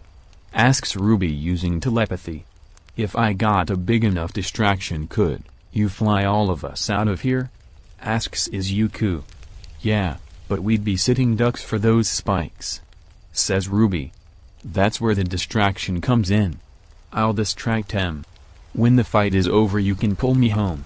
I'll have Dabi use his max firepower. It'll hurt him, but he knows the situation we're in," says Izuku. "Well, I don't want to leave you here to die," says Ruby. "You can revive me. You can't revive anyone else," says Izuku. "Yes, I can," says Ruby. "We aren't gonna turn them into vampires, just pull them out," says Izuku. "Are you sure?" asks Ruby. "Yes, I'll be fine. Just get them out of here," says Izuku. "Fine, I am gonna put Dabi on. Explain your plan to him," says Ruby. "Dabi," says Izuku. "Whoa, hey Izuku?" thinks Dabi. "I've got a plan to get you guys out of here," says Izuku. "You guys. You aren't coming," says Dabi. I can get revived, I'll be fine. Trust me, says Izuku. I do trust you, but are you sure, man? These guys have killed you once already, says Dabi. I might not die this time. And besides, heroes are everywhere. Once I get you guys safe, I'll have a little help from them, thinks Izuku. Apostrophe. Okay, fine. What do you need me to do? Asks Dabi. The fire in the forest was now put out and the news helicopter began recording them fighting. This was bad. They needed to get out of here. Normally he can feel his anti-camera ability. It wasn't coming to him. He was too tired. He couldn't start it up. He was too distracted. I need you and Ruby to try and get everyone excluding me behind you. Get the Yakuza in front of you. I need you to fire with all of your power and Ruby is gonna pull all of you away, says Izuku. Why didn't we do that from the start? Asks Dabi. I come up with better plans in the heat of the moment. So can we go through with it? Asks Izuku. We'll see what we can do, replies Ruby. We got this, replies Dabi. Izuku begins to take Rappa and Katsuki further down the street towards Overhaul. Ruby and Dabi began to pull the other vigilantes back for a ranged fight, while keeping the Yakuza in front of them. At this point everything was in place. All that Dabi and Ruby needed is the all-clear signal from Izuku and they could get out of there. We're ready. But I gotta ask, one last time, are you sure? Asks Ruby. I'm sure. Do it, says Izuku. Are you sure? This time Ruby sounded concerned. Izuku stopped, made eye contact with Ruby, apostrophe. It's okay. Do it, and as soon as you get Eri home and safe you take the tracker out of her as painlessly as possible. Ruby would have questioned him more, but as she looked him in the eye she saw the light and the smile in the iris of his eye. He wanted them gone and he wanted to fight. Okay. Whenever you're ready, says Ruby. Dabi was getting ready for one powerful blast on Izuku's mark. Katsuki swung at Izuku. Again, he kicked off and held on to the side of the building he landed on. Fire! Shouts Izuku. Heat. Unbelievable heat. For a second all that Izuku, the Yakuza, and the vigilantes felt was heat. Izuku managed to catch Toga scream something about leaving Izuku. He couldn't tell all of them the plan. They wouldn't have gone with it. This was the best way to keep them alive.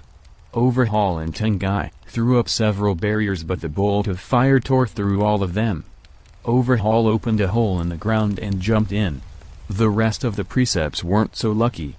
The smell of their burning flesh filled the air. The sound of their corpses hitting the ground was quiet, but it sounded so damn loud in Izuku's ears. Holy shit, Dabi killed all of them. In about 2 seconds Dabi killed one of the most dangerous Yakuza in Japan. Cremated all of them. All that was left was bone and scattered flesh. If Izuku weren't so damn shocked he'd be proud. Izuku's shock and pride was cut short as Overhaul climbed out of the hole he made. He looked around.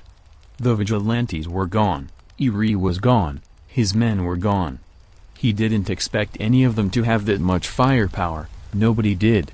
Izuku and Overhaul made eye contact but neither of them knew what to do.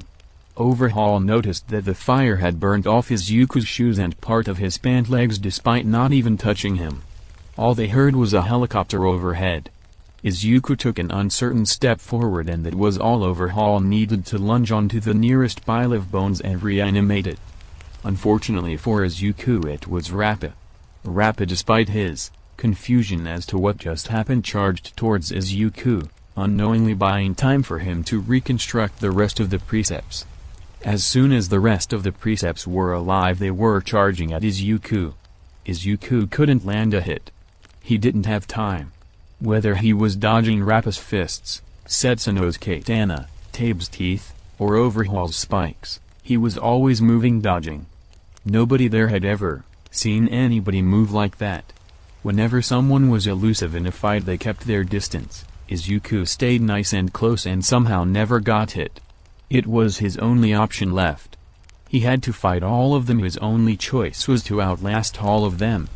He wasn't sure he could do it, but he sure as hell would try. Despite the odds being completely against him, he never felt better. He knew, realistically, he shouldn't be able to win this fight. But he really felt like he could. No. He knew he could. He'd beat everyone here and he'd do it himself. Chapter 34. Izuku had been fighting for a while now. Dodge, duck, roll, flip, dive. He was doing whatever he could to not get hit. For the most part it was working. He got grazed by Setsuno and let himself get hit by Mimic so he could roll. Over the van Mimic was currently puppeteering. Overhaul seemed to be extremely upset that he lost Hiri, but was managing to keep his composure so far. Izuku was wondering why no heroes were showing up, not that he wanted them here. He just thought they would have been here by now. It was probably Dabi. Yeah, they definitely had to expand the evacuation area after that. If he were in their shoes, he would have. Izuku didn't quite have a plan, but he had something. All quirks have limits. Overhaul can't keep reviving people forever. No. That wouldn't work. Grin wouldn't have warned him about Overhaul so much if he would let himself get timed out. He'd have to break through them. It was proving difficult as he was fighting against 11 different villains by himself. Not to mention 10 guys, shields popping up whenever he almost got a hit. He was doing well, all things considered. He hardly got hit. Just grazed. He extended a little too far with one punch and found Hojo's fist in his face. Katsuki took advantage of his stumbling and kicked him roughly 20 yards back. Before he could get up, Setsuno was running at him. He dodged her sword fairly well. He only got cut 3 times. The first 2 healed, the last one didn't. That wasn't good. The one that wouldn't heal was right under his knee. That would definitely slow him down. He stopped healing. Calls Overhaul. He noticed that that isn't good. Well, it doesn't really matter. Izuku won the second. Iri was away from the fight. What happens now was for his own personal satisfaction. He isn't a nice enough guy to say he doesn't want to see Overhaul dead. Although he isn't a mean enough guy to kill him. Well, maybe he'd have to wait and see. The fight went on and Izuku was noticeably slower. He had more trouble dodging. He got grazed more and grazed deeper. He was starting to lose steam. He didn't really feel anything about that. He didn't feel calm, nor did he feel empty. There was some emotion there. He felt aloof. That was the best way he could describe how he felt. Now that everyone was gone, he had no one else to worry about. No one but himself, but he couldn't bring himself to worry. In a matter of minutes he found his body covered in slashes, gashes, bruises, and a bite mark that came unbelievably close to tearing into him. He was slowing down too much. Rappa could catch up to him now. Rappa sent a punch that he barely blocked. He skidded across the ground as the force of the blow sent him onto his back. He saw Katsuki standing over him. Katsuki slammed his foot down as Izuku threw his hands forwards. He couldn't stop Katsuki from crushing him for long, but if he knew what was coming he didn't need to. Izuku rolled out of the way as a series of spikes shot out of the ground where he used to be. Katsuki's foot got skewered. "Gotcha, bitch," says Izuku. Izuku rose to his feet in time to see Hojo send him back again with another diamond-powered fist. Blood ran down Izuku's face. It covered his left eye and seeped into his mask. Out of the corner of his open eye he saw something that confused 2 buildings. A floating puddle of blood. It smelled like some of Overhaul's nameless goons. It morphed into the shape of an upward thumb. Ruby, she must have been watching the news feed from the helicopter overhead and decided to help him. That was a lot of blood. If he could get there he was back in the fight. He rushed towards his opponents and juked to the alley between the buildings. As soon as he moved his mask up, the blood shot into his mouth and nose and right down his throat. He immediately dashed out of the alley as it filled with spikes. All of the cuts on his body began stitching themselves back together. He was noticeably bigger than before. He was still growing. His shirt and suit jacket tore as he grew, and Christ did he grow. He was about as big as Rappa now, and he was a whole lot stronger. "I'm not gonna lie, you guys might be screwed," says Izuku. He'd never drank that much blood before. He had to have drank from at least 20 of Overhaul's downed men. As long as this power lasted, the fight was his. Izuku darted forwards with speed that surprised even himself. He hit Hojo, Setsuno, Tabe, Chrono, Mimic, Sakaki, Tangai, Nemoto and Rappa. Although to his surprise Rappa actually blocked. From the perspective of the people watching the fight on the news, he looked like a smaller All Might. Probably not as fast, but too fast to see. He hit Katsuki once, but like with everyone else he made sure to hold back. Because he held back, Katsuki was conscious, but he was still knocked over. With power like this he could kill them. He was gonna hit Overhaul when Overhaul placed his hand on Katsuki. Katsuki deconstructed in Overhaul's hand. Instead of reconstructing normally, he reconstructed around Overhaul. They looked like a monster right out of a movie. It looked like the kind of thing that King Kong would fight. It was actually startling enough to make Izuku freeze in his tracks and looked on with a mixture of curiosity and horror as this thing pieced itself together. If that wasn't enough, it began using the road and the buildings around it to form some sort of concrete armor over its body. Almost like scales. The thing kind of looked like the deformed top half of a dragon, with a series of arms jutting out of its back where wings would be. Shit like this is why Izuku didn't want to fight in the city. "What the fuck are you?" asks Izuku. Overhaul chooses not to respond. Instead he swings as Izuku several of his stone arms. Izuku leaps back to avoid getting hit. "You took her from me," shouts Overhaul as he slams his fists down onto Izuku, who dives out of the way. Normally things villains say don't bother Izuku, but this did. He took Hiri from him? This bastard took everything from her. "I took her from you? I took her from you?" shouts Izuku as he slams into Overhaul's monstrous form shoulder first, sending him flying. "You took everything from her. She's a goddamn child. You don't understand," shouts Overhaul. Though if anybody would understand, it would be you. You know about the sickness and yet you fight against me. I'm understanding you're just wrong. While Izuku is talking, he keeps pressuring Overhaul by slamming into him, throwing him into building and into the ground. Back at home, the vigilantes were watching on the TV. They were shocked by the power he was throwing. World was shocked by the power he was throwing around, not just the power of his punches but the power of his words. It doesn't matter why you do what you do. What you do is disgusting. You took a child and made her a damn weapon.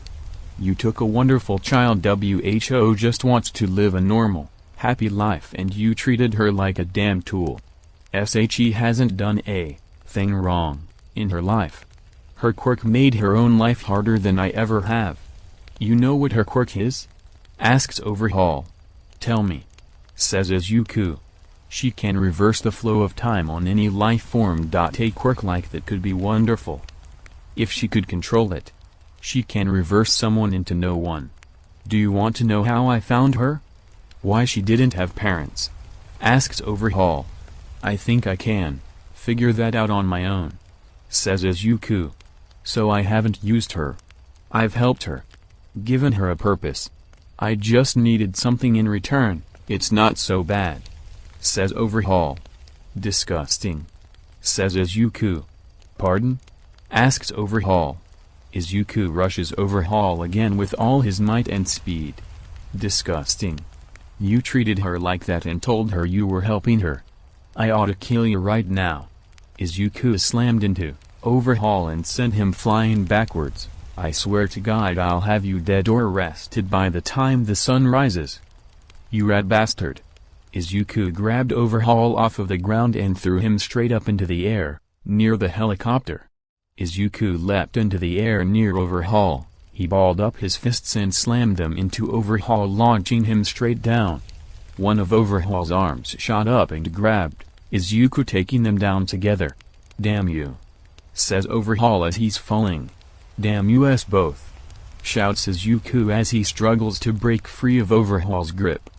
His power was leaving him, but he could still finish this. As soon as Izuku freed himself from Overhaul, he was smacked by a giant hand and sent into the ground.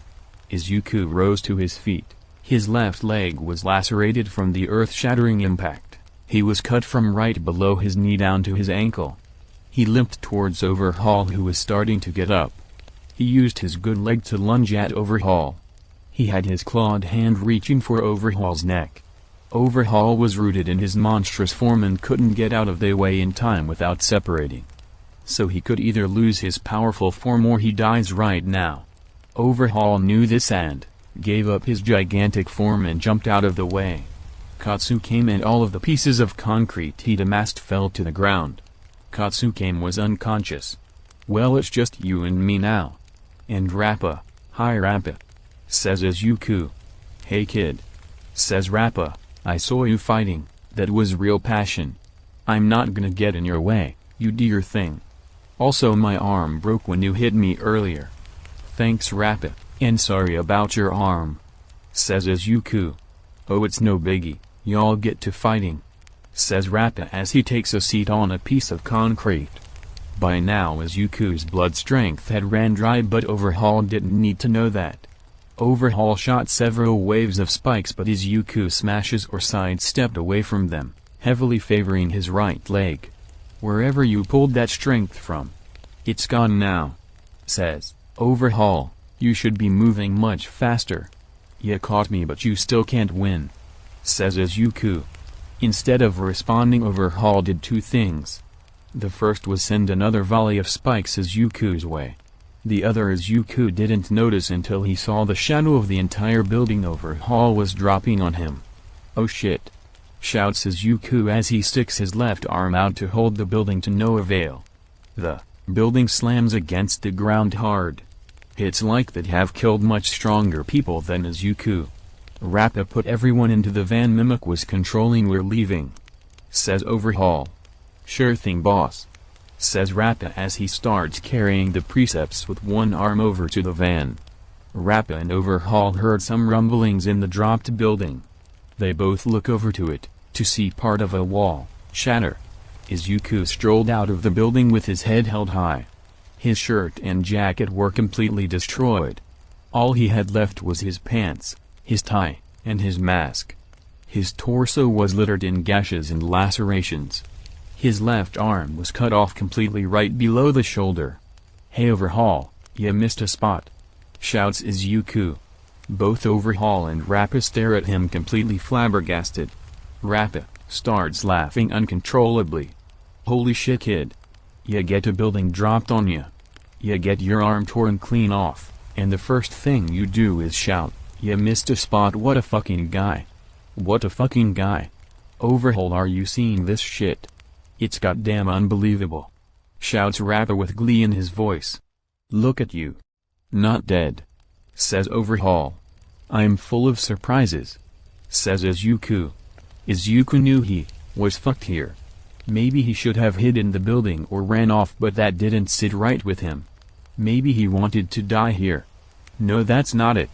He wanted to keep fighting Overhaul until one of them lost. It was pretty selfish of him in a way. Knowing Toga, Dabi, Ruby, Grin, Victor, Stain, the rest of the vigilantes and Eri were watching him tear himself apart for some sort of satisfaction.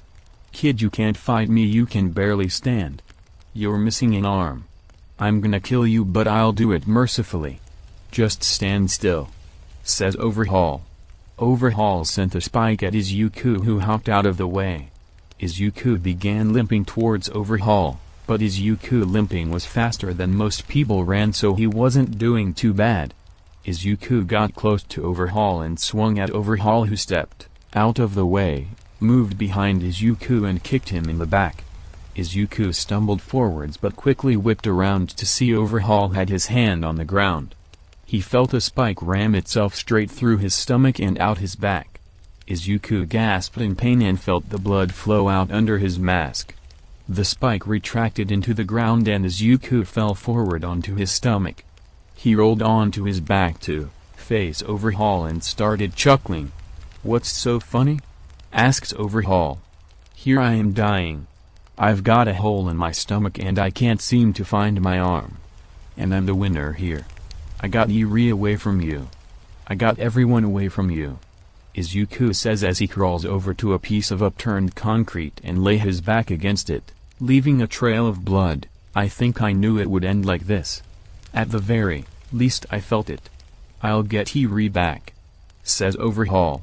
No you won't. We know about the tracker. We're gonna have it removed, says Izuku. Overhaul glares at him. He takes a step forward. He's going to disassemble Izuku. Izuku uses his good leg and arm to throw himself forward. Overhaul didn't see it coming and got Izuku's shoulder slammed into him. Overhaul went flying and the back of his head hit a street sign. He was unconscious. Izuku did it. He beat all of them. He won. Wow kid. You beat him. That's crazy, says Rappa. Right, he forgot about Rappa. You dead? Asks Rappa. I'm working on it, says Izuku, which gets a chuckle out of Rappa. Does your quirk make you harder to kill outside of regeneration? Asks Rappa. Izuku hums in response. Oh Mimic, you are awake. Load everyone into the car, says Rappa. Why don't you do it? Asks Mimic.